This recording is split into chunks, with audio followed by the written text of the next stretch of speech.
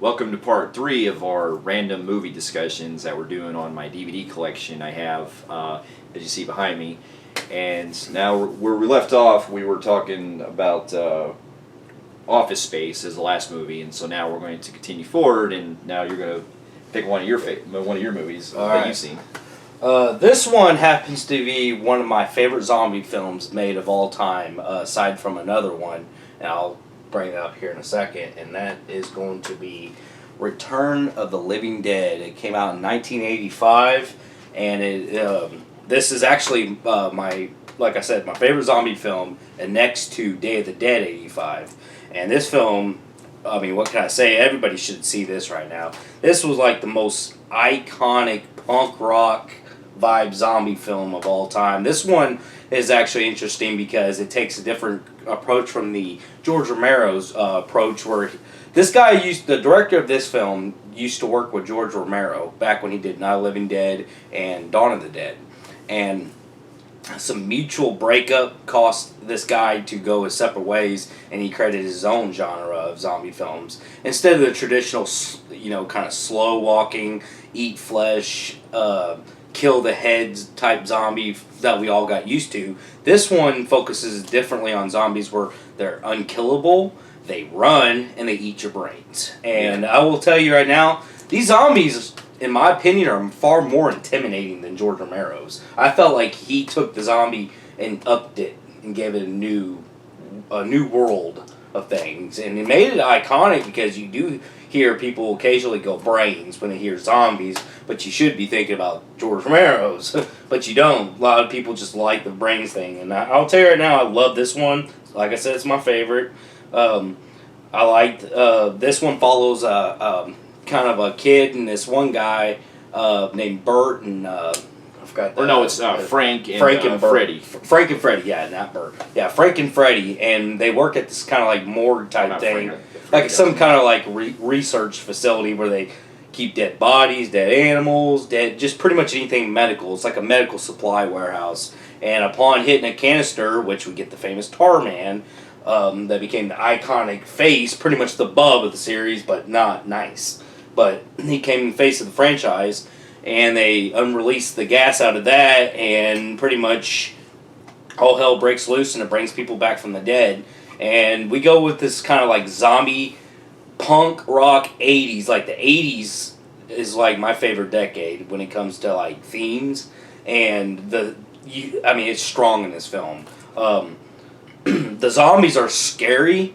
I mean, there's some funny ass people. I like the chemistry between Frank and the other guy. They worked well with each other. Yeah, I don't know if it was Ernie. Frank. I don't know if his name was Frank, because I know in the second film, I just had to remember. Yeah, I just can't remember. I know the boss's name is Bert. That's Bert, the older guy. Yeah, and the boss, and then you get the punk rockers who are fucking like, they make them all, and Ernie, Ernie and them, and all of them come together and have to hold a barricade inside of a mortuary, kind of like a church mortuary thing, and they got to pretty much try to get through the night. And it mixes good dark comedy with this film, and it's incredibly gory, and it's kind of cool too because we actually get to hear zombies talk and telling them bring more victims, like send more cops, send more paramedics. The colorful of the like right here with the whole green stuff, that's pretty much the image of this movie. I mean, it's very colorful. Yeah, and what's cool, it's got iconic music. It does. It has that whole, fun vibe of basically taking a zombie film and making it pretty much what we would see in later zombie comedies like Shaun of the Dead and all of them. It basically defined what you could do with a zombie film. Yeah. And while it's not the traditional, because what it is that it doesn't stand out from the traditional Romero zombies, because even if you try to burn the bodies up and everything, they'll just keep coming and basically respawning. And that's what happens in the movie, because they fucking get it burned. When they try to burn dead bodies, it causes acid rain that causes down in the graveyard. It creates more of them. And what I really liked about this was the fact that they were unkillable. It just causes more havoc, and they don't know what... I mean, I like how they also reference watching Romero movies. That was a pretty cool thing. Yeah, how they've watched Night of the Living Dead and all that, and it's really, really, really good. And I'm glad I'm glad to hear that a lot of people appreciate this film. I do too, and I find it like it's my favorite comedy, favorite zombie comedy. My second being Shaun of the Dead. Yeah. And with this one, I can't get enough of it. Like it's the most rewatchable. Yeah, it is. I even like the second one. While the second one's not as good as the first one because it's more pure comedy. Yeah. This one they took still like darker elements, but still like took it overall a fun vibe. And now that's got a hell of a dark score to it. It does. And not only that, good soundtrack. Yeah. Great soundtrack. Yeah. And then you got because I've seen the other ones, but I've only seen bits and pieces of like of the fifth one. But the third one I actually didn't mind too much. It was all right. The fourth one I fucking didn't like, and then five was the worst excuse of how they did the Tor Man in that one. Yeah, two I would probably be the only sequel I truly liked, even though I still thought it was a really big step down. Two kind of resembles like Evil Dead 2. Where they do it's like a reboot sequel. They do some little speckles of... Well, the same trioxin, it's carried in the next movie because the government contains it. But it's like, they start with new characters. And what's funny is the same guys in the first one, basically in a way, replay their roles. Because there's a part in the second one where they're like, I feel like I've been here before. Or something the second one, like Evil Dead 2, took the whole parody part where they're having fun with it. Yeah. And 2 was like pretty much more comedy based than it was. And then 3 was a different step. It was a darker direction. It would tell more of a personal story, which I didn't mind. It's just that it was separate from the Return of the Living Dead series. It was like basically taking the name, kind of like the Halloween 3 of the series. Yeah, in my opinion. but in a good way. But I will tell you right now, 3 I didn't really care for, but I will say it's better than 4 and 5 because when they got to 4 and 5, when they kind of gave a more modern take on it and it was low budget, man, fuck those movies. Yeah, the original will always be superior, no matter what. So yeah. Now, while we're on that topic, my next ones I'm going to pick out are on this same display, which is 28 Days and 28 Weeks Later. Which is funny because I guarantee they did this because this is the case of all the zombies pretty much who are not George Romero zombies. Yeah. Well, what's cool is that when the 28 Days Later came out, it's a film that redefined the genre of the zombie in a different way, so to speak, because they're not... In this film, it deals with a virus that breaks out called the Rage virus, and it's a different type of zombie level because they're not pure zombies. They're people that are infected, basically, that are raged out. And they're basically more psychopaths. But what's cool about this was that both 28 Days and 20 Weeks Later, they were able to capture the whole, the whole zombie outbreak in a more like disaster type of way, and the whole survival aspect. And it's funny now that we're going through a virus ourselves right now. Yeah. That these movies are relevant. Yeah, relevant. Just shows because what I love too is that 28 Days Later it took the whole survival aspect and did it in a very realistic type of setting too. Yeah. Where what would happen if you didn't have just traditional zombies and you had just people going fucking psychopath on you? Yeah. And what I also appreciate, and they are the scariest when it comes to the because they introduced the whole running level of zombies, which you would see in the remake of Dawn of the Dead. Yeah. And what I loved too is that 28 Weeks Later was a film that even made it even better by having it try to spread like even further, and it pushed a lot more of the stakes with everything going on with the whole. Are the military having to come in, things like that, and it just both movies I think hold on their ground, and it's sad that we still to this day haven't gotten a third one because I would love to see a 28 Months Later. Yeah, we were supposed to, and it just falls flat, and they just can't seem to develop it. So yeah, I've been hearing it every year. 28 Months Later is coming, and it never does. So it's probably never going to happen. Yeah, unfortunately, but I still hold these two movies great. While there's certain things I prefer more in 28 Days over Weeks, I still love both movies. Yeah, equally. I love them pretty equally myself. I'm not really. So yeah. Okay, another film. Surprise! I think this came out in '99. Yeah, this film is actually one of my favorite films of 1999, and I absolutely loved this movie. And this is one of my favorites. I don't know why. I'll get into more details. I kind of know why, but it's just something about it. I'll just get in more detail with it. And it's American Beauty with Kevin Spacey, and this is quite a good movie because I will tell you a lot of reasons why. This film is actually digs deep into the secret societies of suburbia. Yeah. It takes us kind of like in neighborhoods that we are used to living in, and kind of like the more darkness goes on in those neighborhoods than you would traditionally think in other places, and with cheating, fucking just all out fucking killing, people killing, like they did in what happens in this. People not coming out when they are truly gay and stuff. This digs deep in a lot of like a lot of themes in this film. And this film follows pretty much. We follow Kevin Spacey, who's pretty much a man who's unhappy. He's married, but he's unhappy with his life. He's at a dead end job. He's got a pretty much mouthy ass daughter who doesn't love him, and he don't love his family, and it's just. You see this a lot in suburbia, so it digs deep with that, and it shows Kevin Spacey pretty much in this kind of midlife crisis, so to speak, and he wants to break that and live like a teenager again. And I do at times, me being the age I am, mid-30s, and I'm like, you know what, I do occasionally wish I could go back in those times where I had the cool car, and just break free from jobs and stuff. And I'll tell you, for the dark themes this movie had, it's quite funny too. Yeah. At times, his wife fucking cheating with a real estate agent that's her rival, and she's addicted to still the whole family life, and you got him wanting to fuck his daughter's best friend, and there's some dig deeps with some pedophilia shit on that, which came to play a little bit in real life. I don't know. We can't judge. I ain't our place to judge until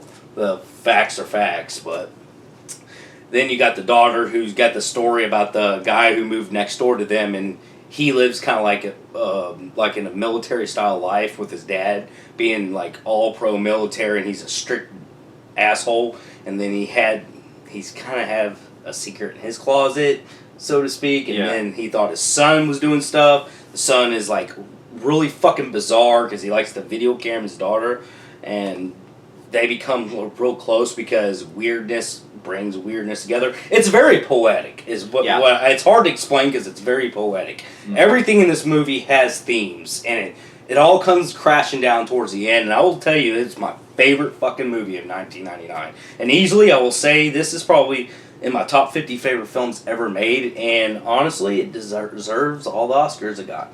So, absolutely, I agree. It's definitely my favorite Kevin Spacey film. It's that, and also my favorite Sam Mendes film. Yep, Sam Mendes. This was like his big breakthrough directing stance as a director, and it really is relevant today of how we see some of these themes that play into it. That's what I like about Sam Mendes. He's one of those directors who did this. We watched another fantastic film last year of his, 1917. This dude knows how to use the right score, he knows how to write, and he knows how to use the camera. He is a fucking genius, and it's a shame because we really don't see him much at all. We see him one every 5 years or so? 5-6 years, yeah. And he gives us a gem every time, so.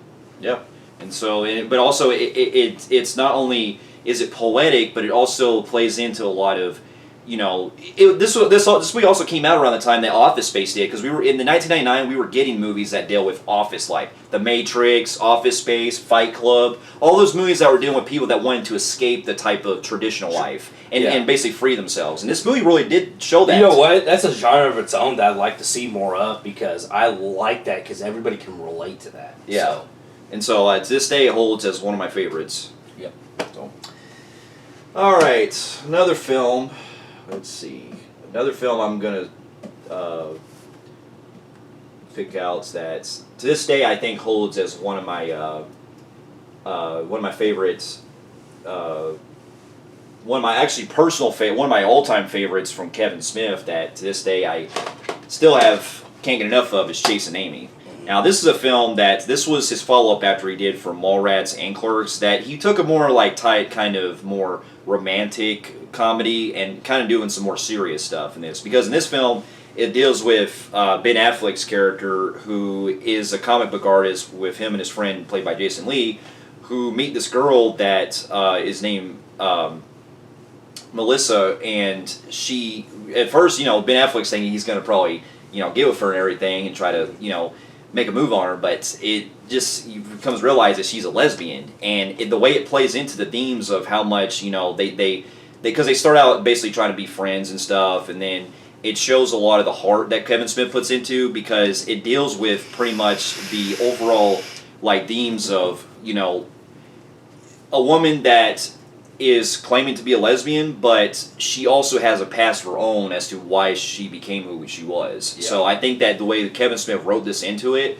was not only very emotional, and it was also what I consider his most top notch as a director and as a writer. Yeah, I believe also that's the first official film that was heavily praised by critics when it comes to terms of an actual box office movie, like a blockbuster type movie. The other stuff was very limited. This was a huge deal. Well, yeah, but it still had that really more independent It does. It went with the indie vibe, but you got to think that this film, compared to his previous movies like Clerks, Mallrats was more blockbustery compared to Clerks. They were on relations to audiences, but this one right here, this one is up there, where it got Siskel and Ebert's attention. Yeah. This is I like to say, his breakthrough, even though his other films to me are more breakthrough. Brought the more to attention to than this right here. I think is why they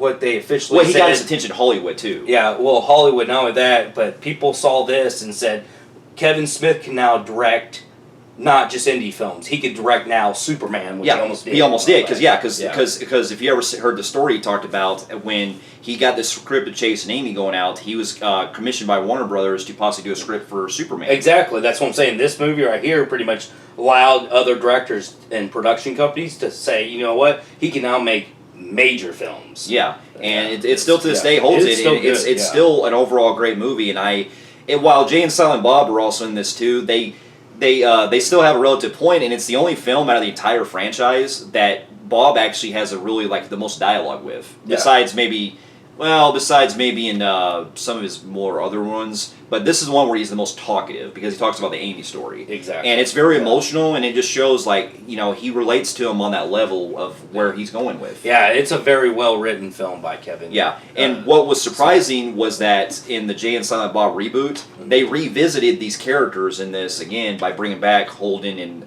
Melissa, and had them actually give a payoff for them, which I thought was a great way of giving closure to them. Yeah. So I recommend this movie a lot, especially from a Kevin Smith fan. I've been really staring at this film a lot, and this is a film Justin and I say is probably one of the most underrated films ever made. This film, it's a shame that this film, if I can get it, hold on a second. Got these in here tight. Sorry. Alright, I got it. So anyways, back to what I was saying. This is not only the most underrated film, one of the most underrated films of all time, but this film happened to be my favorite of this certain actor. And this is Running Scared with Paul Walker. I'm ashamed how this movie was treated in theaters. I know that it probably didn't have much marketing. If I can remember correctly, it really didn't have much marketing, which probably played the role. But still to this day, usually movies can gain a lot of popularity even on video. And this film still is not getting views at all. There's a lot of people that don't even... They said I've never even heard of that. Talk about that one from the 80s with Harvey Keitel? Or whatever, it wasn't Harvey Keitel, it was a different movie. It was the same name, Billy Crystal. And I was like, no, the one with Paul Walker. And they're like, I've never heard of it. And it's a shame because this is Paul Walker's best movie in his entire filmography. Better than Fast and Furious, better than Joyride, any of it. This is his number one film. And this film follows Paul Walker, who pretty much plays, it's kind of, I don't want to spoil it because there's a lot of twists in this film, and like I said, there's a lot of people who haven't seen this. I really want you to check this out. And you don't know if he's a criminal, cop, whatever, but anyways, it's kind of like a comic book type of style movie. it's kind of hard. It's like stands on its own. What would you say? It's a good kind of a, it's basically like a noir. It's a neo noir kind of. It also takes like the way the scenes cave in. So it's like reading a book. It uses transitions that are similar to comic books, and the way it blends in. And also, what it takes liberty of, it alludes to like mythical like type of stories. Like you know, if you like for example. Paul Walker's character is supposed to be in mythology or like in mythical figures. He's supposed to represent the big bad wolf and things like that. And you have characters that are similar like Hansel and Gretel and things like that. Yeah, exactly. And that's what I thought they did. The director and the writer did phenomenal on with those little peaks of the folklore tales that is playing in a movie that is more about like crime. Mafia, crime, and stuff like that, which is you see, but you got to really pay attention and notice the themes. And I'll tell you right now, this movie had some of the most disturbing shit I ever fucking seen in my life. And there's a scene in particular where it gets to the Hansel and Gretel type thing with these predator ladies, husband and wife, who are kidnapping children and they're doing shit to them. Yeah. And this film, it will disturb the fuck out of you. But besides that, going into like the brutality, this movie is incredibly fucking gruesome. Gruesome as shit. The story, the transitions of the camera angles, the way that the villains that they're dealing with in this movie. And honestly, when it comes to mafia films, you could say that there are arguably, what have we not seen? It's the same shit. Goodfellas, any of them, they all feel the same. You want something different? Watch this, because the mafia guys are different in some way. They are, and I like the theme with the Russian and the kid and his deep stories of how he's treated in Russia and how like he was addicted to like John Wayne. And they have weird stuff in this film, but somehow it makes it watchable. And not to mention, it has one hell of a twist ending that I enjoyed. That threw me off, and I was like, but then it twists. I'm like, oh, okay, good. Like I don't know what to explain. If you want a movie that's batshit crazy, if you do psychedelic drugs, stay off of it, because this is a trippy-ass movie. So I highly recommend this, people. Watch it. Yes, I agree. That, to me, is not only my favorite performance of Paul Walker, because this one, he actually got to really show himself as an actor, and it's his most darkest turn. And he basically, dark. Yes, and the overall gritty feel, the neo-noir type of feel they're going for and everything, it holds its ground. And what I appreciated, too, was the fact that it's a race against time type of movie that, in a way, I don't own the film, but a few years ago, back in 2015, we watched a movie called Run All Night, which was kind of similar, where you had, in that movie, a person's on the run trying to, obtain something or trying to do something or whatever. It had very similar camera angles like this movie did. And that film, because in this one, it deals with him trying to obtain a gun that was stolen by this kid, that Russian kid. Yeah, the gun was used to kill cops, and it's got all their fingerprints on. So you got the whole, where he's got to race against time or his family's going to be killed type thing. And on the journey, this is what I loved about the movie. As the plot goes on, he's running into shit that he kind of, puts himself in more shit, so to speak. Yeah. He goes to this place, but then it ends up being another world and it opens up another folklore. And you're just like, man, this guy... I honestly, when it comes to crime movies, I don't think I've seen a crime movie that scared me if I was in that predicament. Yeah, that's probably the most scariest crime movie I've ever seen. This one, to me, is like one of the most original type of crime type of gangster type movies. And neo-noir type of movies that... Funny, because there's a vibe similar to it where he's not... Well, he's a cop in this, but he also played a similar kind of cop in... The Usual Suspects, Chaz Palminteri's character in this. Yeah. He's a cop who's a corrupt, and it's almost like you could argue that he's basically the same cop that's from that movie because and he got transferred or something. Exactly. But it's a great fucking movie, and I'm very sad that film didn't get attention when it came out. Yeah, when that movie was released, it only had 2 weeks in limited theaters. Yeah, and it only made It wasn't a disaster. Yeah, it was about something like that. It was a flop. It was a hell of a flop, and I mean, usually movies will catch people's eye, and I swear the people who have watched it said, "Why is this movie not being watched more often?" Yeah. So if you haven't seen it, try it out. Fair enough. Yeah. Now, next one we're gonna now one of my next one is going to be for a film that I hold dear to as one of my all-time favorite not as far as like pure like drama comedy based movies that Spielberg's known for. I hold this one dear to my heart under Catch Me If You Can, with Leo DiCaprio and Tom Hanks. Now, this is a movie that, even when I saw the previews when it came out back in the day, when trailers were still becoming a thing, I was so excited for it because the whole idea was that, because this is based on a true story where you have Leo DiCaprio's character who is basically posing as a airline pilot, a lawyer, and a doctor. And the cop that's after him is played by Tom Hanks, and it becomes a it becomes such a fun cat and mouse kind of thing where he's trying to get away, and then he's trying to please with him not to go after him and stuff. And the dynamic between Hanks and DiCaprio is so great in this, it's one of my favorite films that just it's a lot of fun because even though it kind of you're wanting him to you're rooting for DiCaprio, but even though he's doing bad, even though he's getting into trouble and stuff, because you're still rooting for him, what he's actually going to do next. And you start seeing him become doctor, then he's an airplane pilot, then he's a lawyer, then he's this and he's that. He becomes every job. And it's kind of interesting. And it's pretty sad because, he starts to slowly fall in love with this girl and he's trying to tell her the truth and stuff, and she's played by Amy Adams, and it becomes, it also becomes very emotional because you really started to get the vibe that, he cares so much for his father, played by Christopher Walken, who's tremendous in this, absolutely outstanding. And you really feel for the guy, and and it's just one of those movies that it's entertaining. It knows that it's trying to, put you in that kind of mindset of what would happen if someone did commit all these crimes and then get away with basically cashing checks and stuff, because that's what it is. He committed check fraud.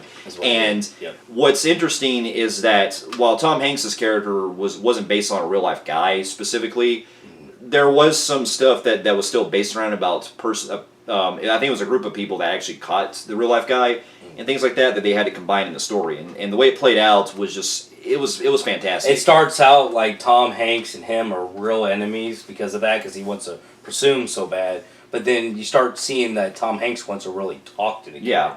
Like they want to develop somewhat. And they later, it's like as it goes along, they later develop some type of friendship unwanted friendship in a way, and it's just so great. Like, if I'm in the mood to watch a Spielberg film that's not his franchise type movies, I'll watch this any fucking time. Yeah, it's a phenomenal movie. Yeah, so I highly enjoy it. All right. Next film.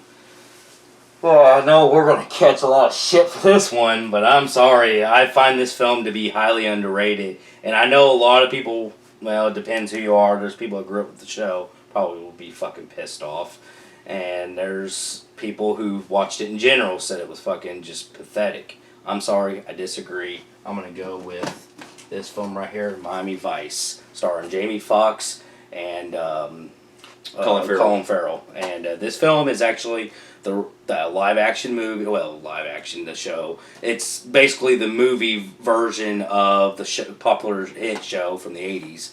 And but it's took a different tone and vibe altogether. And this film follows two cops pretty much, and they follow, I think it was a guy that's going around, it's like a drug trafficking, but they're going around and they're like slaughtering, and they're slaughtering cops or something like that. I think so, yeah.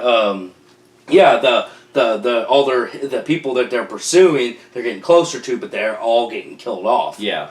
And it has something to do with their cops and stuff. And this one was directed by Michael Mann, who created the show, by the way. Yeah. And I don't know why people would bitch at this director when he created the show from the get-go. But anyways, the vibe of the show, I think what it was like that the direction was totally looked different compared to the show. Well, because in the show you had more colorful colors. Yeah. It was because it was the 80s. I think he was going with the Starks and Hutch type film. Yeah, because that one was all about pursuing drugs and stuff, but also it was more colorful vibe, and it was very Miami look that you get. This one they had to play it straight because with a more modern take to it. And this one is like it is like the grittiest fucking movie from Michael Mann, terms of grittiness. This thing is gritty, so gritty. it's just his style of cinematography and the way he went with the camera was something really.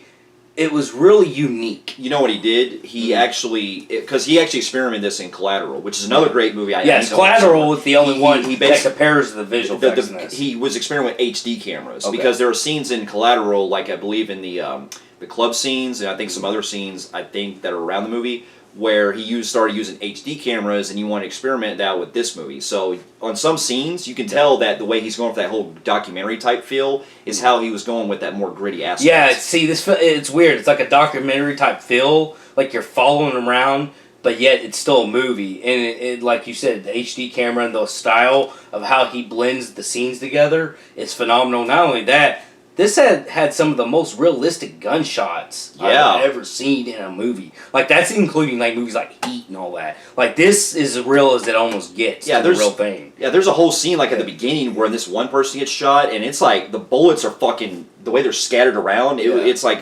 not only does it look really fucking great, but also the sound quality. It hits you rare. Yeah, and like. The part where like the slow mo with the gunshots where they're in the car, and then you hear the guys just and you just see they have the camera in the back where it shows it piercing through. And I'll tell you, this movie surprised me with the gore on like some of the shit being shot off, like guys getting their arms like pretty much like ripped off from bullets and stuff. They're pretty much getting teared in half by like these high powerful fucking 50 calibers and shit. I mean, I don't know, the cast was so great in this. Jamie Foxx, it was really good with Colin Farrell. I thought they blended very well together. And Colin Farrell kind of had like he kind of reminded me a little bit of the don't give a fuck kind of character. Because I think there was something going on with his life. Yeah. And he was pretty much just like, don't give a shit type of guy. Like kind of like a Lethal Weapon kind of vibe. But not as good. Like Mel Gibson's Gibson's role. But anyways, it's still, what I like about it is the whole, like, the way they catch Miami. It may not be colorful in the daytime, but the nighttime is still, they do the colorful shit, because you get the more night, because this movie's shot mostly at night. And the villain was badass in it, menacing plot, I mean, just a lot of unexpected people getting killed that you thought would make it far and stuff. I thought it was a good movie. I don't know why it's hated. Yeah, I agree. Like, it's a film that I actually watched it for the first time over at his house back when we were living together. Yeah. And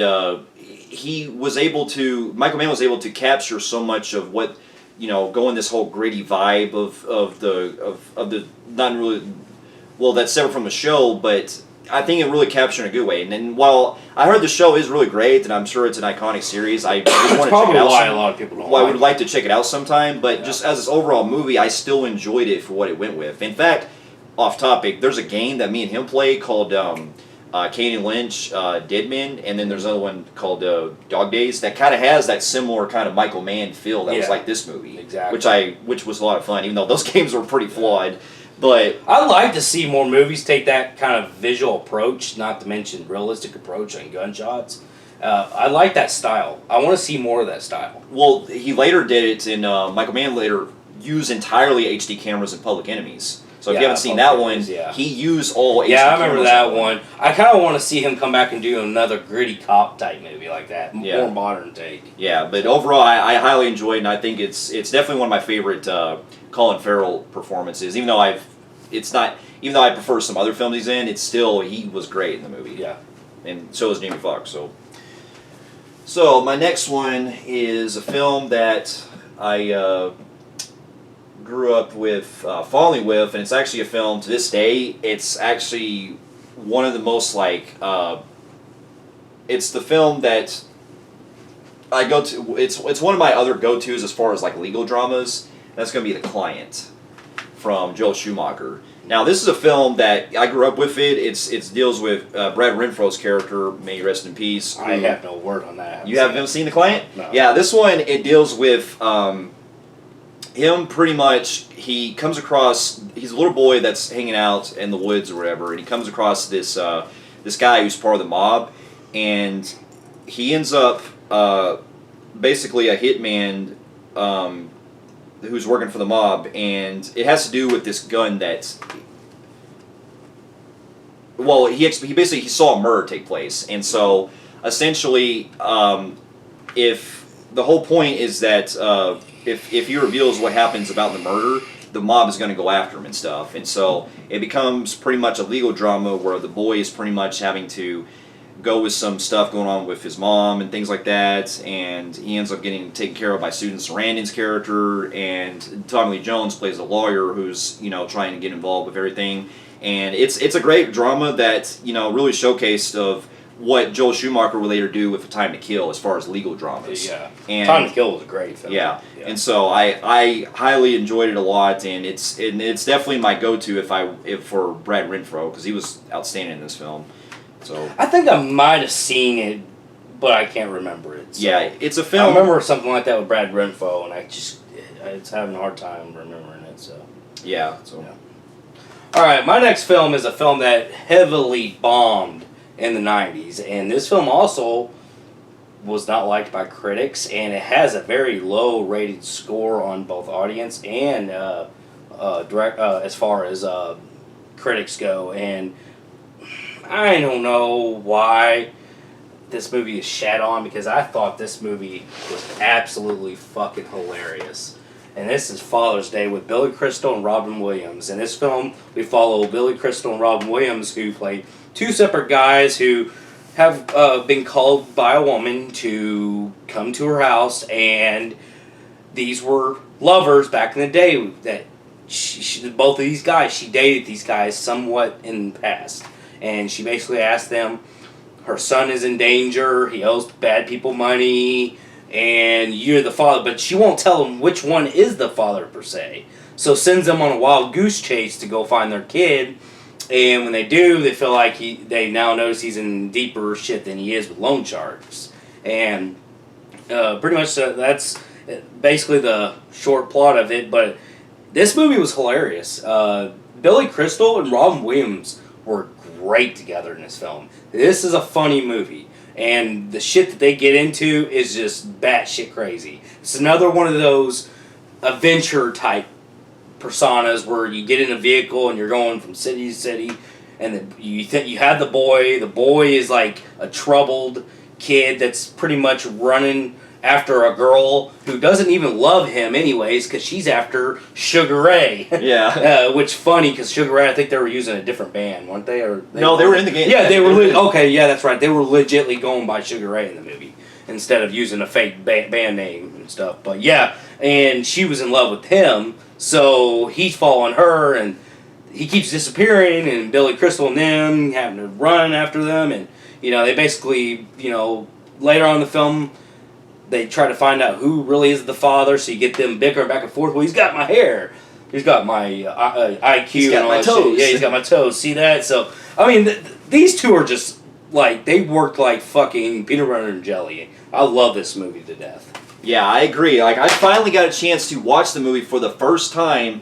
Because after hearing it from him talk about it for a while, I finally sat down and watched it, and I was actually really surprised. It was a film that I really don't get the hate for it. Like, it's a film that bombed when it came out, because I guarantee if it would have done a success, we would have seen more movies with Billy Crystal and Ron Williams together, because their short stint that they had on Friends, where they had a guest appearance on there, got them into doing a movie like this. And so, had the movie would have been a success, we would have gotten to see more movies with them. Yeah. But this movie it didn't reach the way that it came out when originally.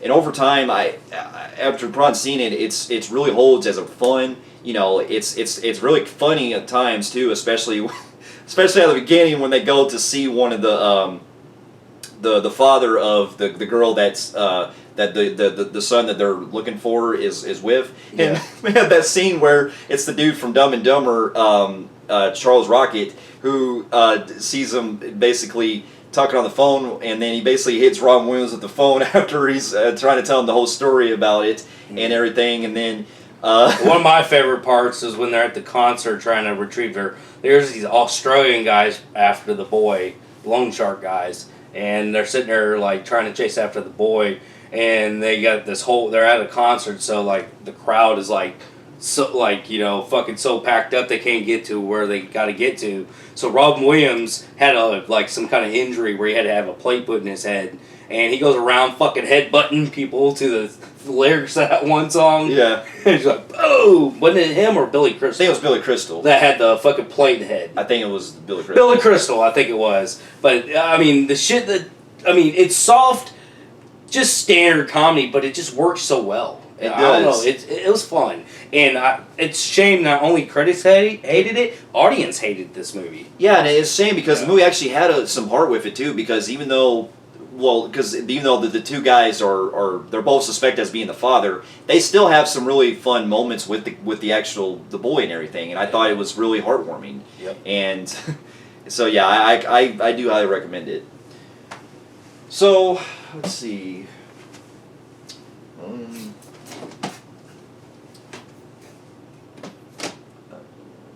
Here we go.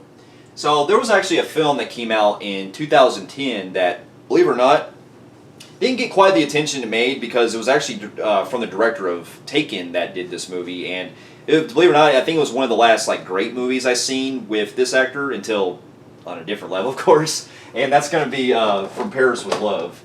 This movie I thought was fucking hilarious. Yes. This movie, it has John Travolta playing this guy who is he's a special agent that gets assigned with Jonathan Rhys Meyers, and they're having to protect the U.S. ambassador and basically be a person to the U.S. ambassador in France. And they go on this wild adventure and everything together, and John Travolta steals every fucking scene in this film. He is on his most highlighted level as far as entertainment since Face Off in this. Exactly. He is... actually, since Broken Arrow, as far as just bad shit and crazy. Yeah. He goes on a fucking tirade. He pulls out his inner Nicolas Cage in this movie. Yeah. And it really shows, because he has such a great presence in this movie with, talking, his banter back and forth. Because aren't they after, the triads or somebody? I think so, yeah. And Chinese triads and stuff. They go on, they're basically sent to international importance, as the movie describes, and they're having to stop an enemy. They're having to... they have to basically stop some type of enemy that's threatening the U.S. embassy and stuff. Oh yeah, that's right. And so the movie goes along with them pretty much getting the tirades and stuff, and it is not only the action is really great, but it shows how much not only is he funny as shit, but also how much of a badass John Travolta can be in this movie, and it has so much vibe going for it that it makes me wish that he would do more stuff like this going forward. Because also there's actually a reference that they do where he's actually eating a L'Oreal with cheese. L'Oreal and cheese. Yeah. Yeah, there are some self-aware parts where from Pulp Fiction. He'll imitate again just to talk shit. He is fucking hilarious in this film. The part where at the beginning when they're trying to get him through customs in France, he's sitting there talking shit to the French officials. And because he can't bring his little energy drinking because it's illegal, but it had something inside. It had cocaine or whatever. Yeah. And basically they're telling him, no, you can't have that and stuff. And he was sitting there just talking mad shit to this dude.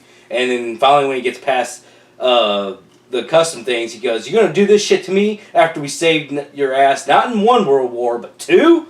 He goes, after we do this shit, fuck you, motherfucker. He says it like that too. He's like, motherfucker. Yeah. And then, throughout the movie, he's the crazy guy. And you have the Jonathan who's trying to keep him calm. Dude, you're getting us in all kinds of fucking shit, man. We're not even on U.S. soil. Yeah. They're blowing up fucking buildings. There's a part where they legitimately fight a bunch of kids. Yeah. They fucking legitimately fist fight a bunch of kids. You remember that part? Yeah, I remember that. Yeah, they run into that French gang. Yeah. Yeah, with the drugs and stuff. Yeah.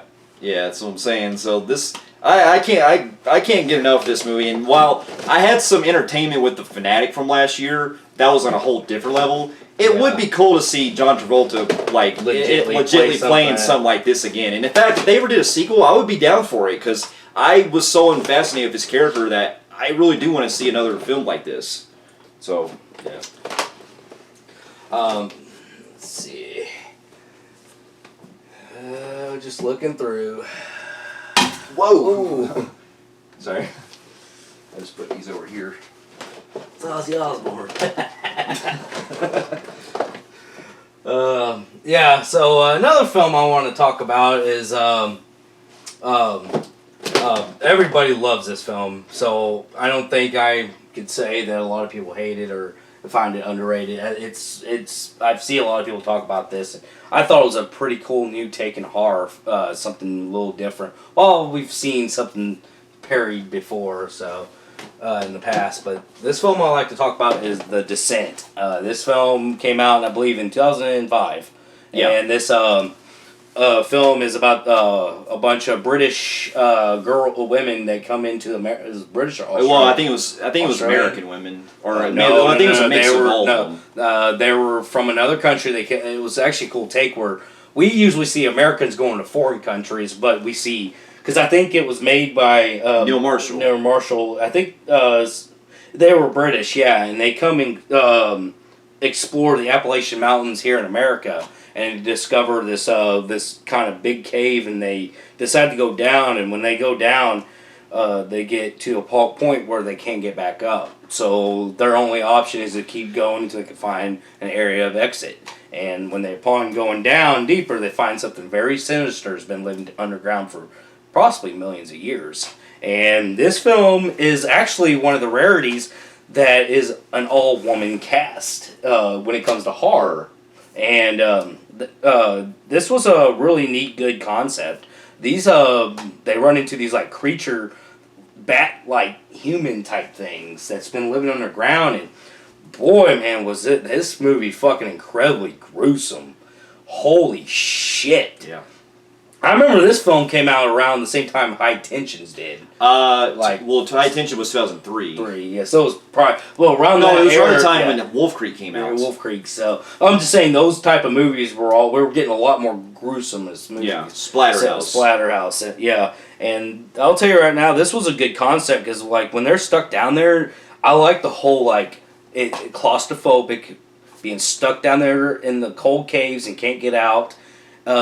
There is a sense of, you can run out of oxygen, so you got a time speed limit before you can, you can get more carbon monoxide in you than oxygen, therefore dying. And not only that, the creatures were walking on the walls, ripping throats out, their eyeballs, they're biting their hands off, ripping their arms off and shit. Yeah. This was fucking incredibly creepy. And the lead woman you see here in the poster right here, man, when she has to fight for her life, she has to fight for her life. And that scene alone where she's in that bloodied water, holy shit, them things are scary, man.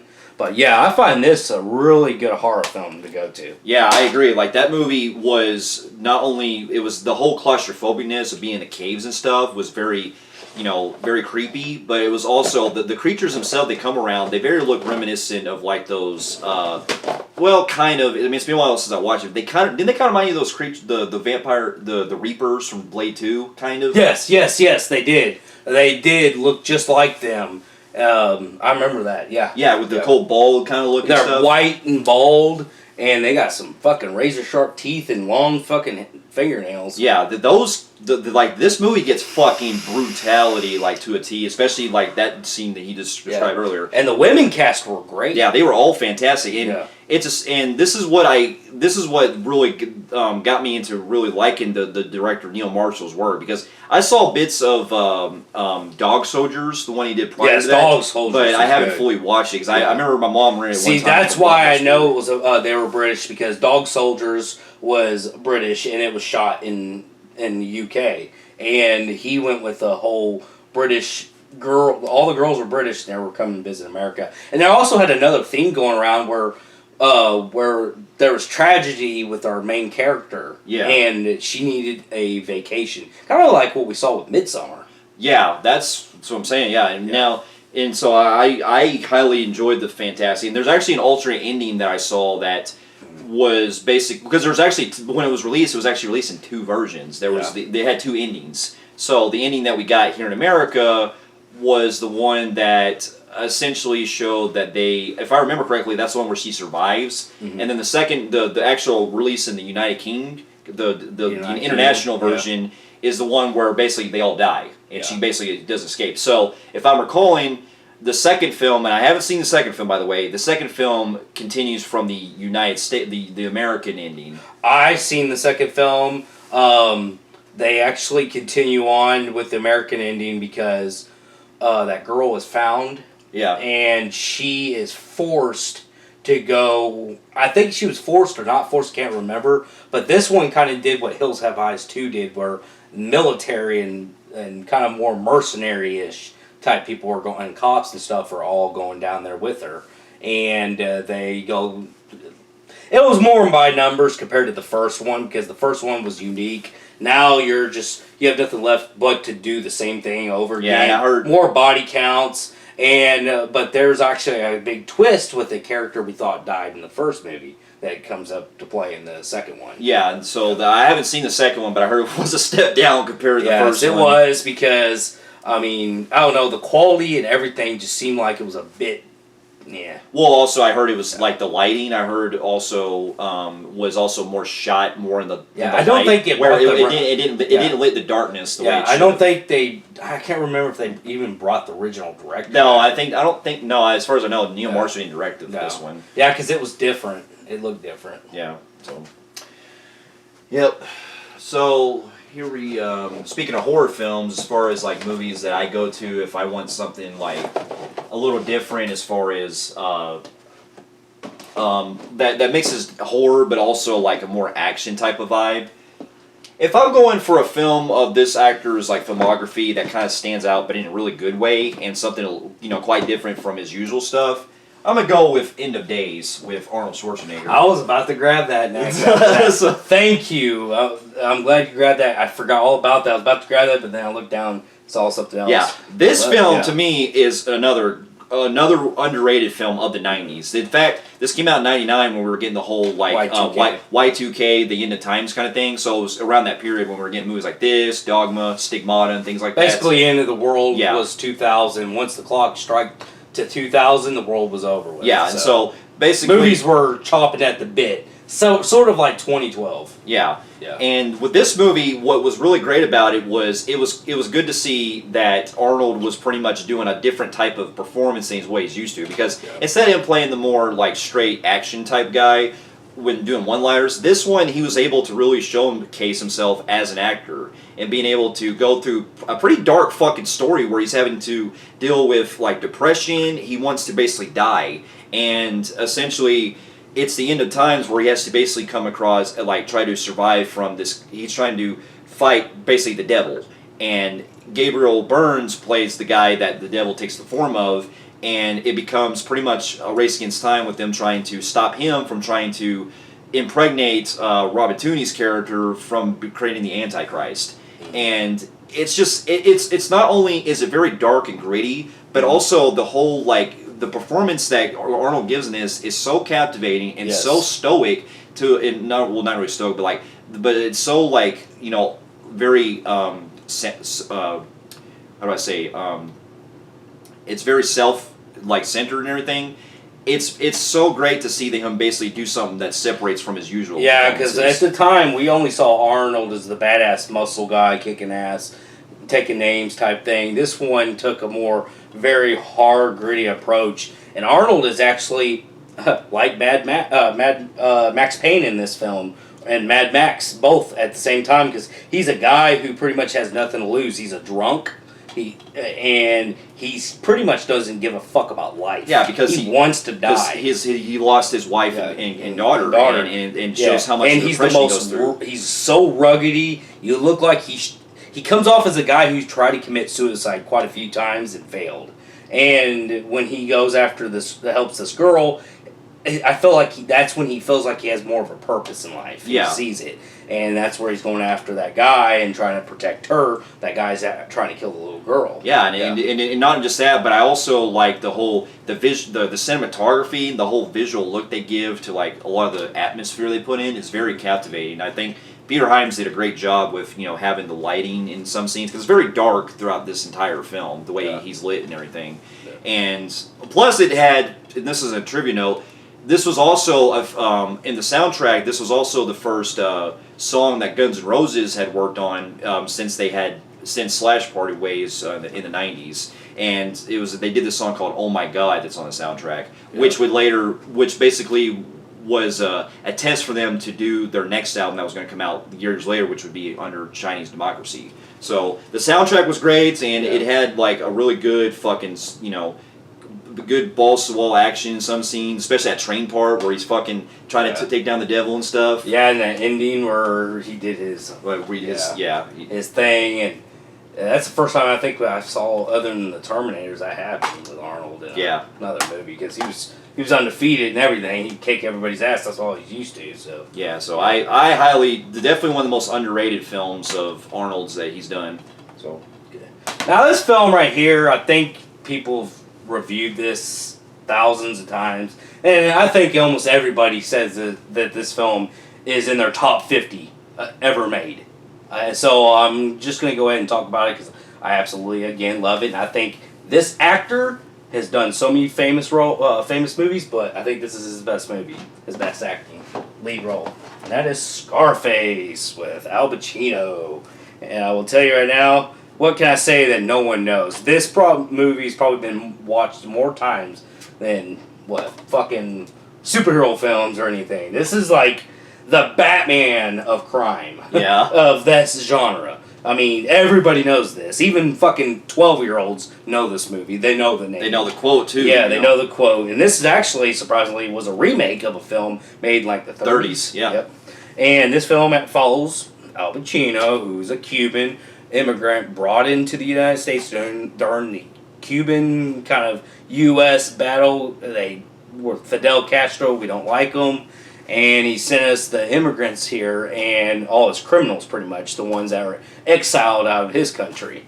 And Al Pacino sees a great opportunity to become American and wants to pretty much be a drug lord and take over and make millions of money and get rich. Yeah. And I'll tell you right now, Al Pacino's done so many roles, I get it, and you got Godfather 2 and all these classic movies, but I'm sorry, I think this is his best performance in his entire career.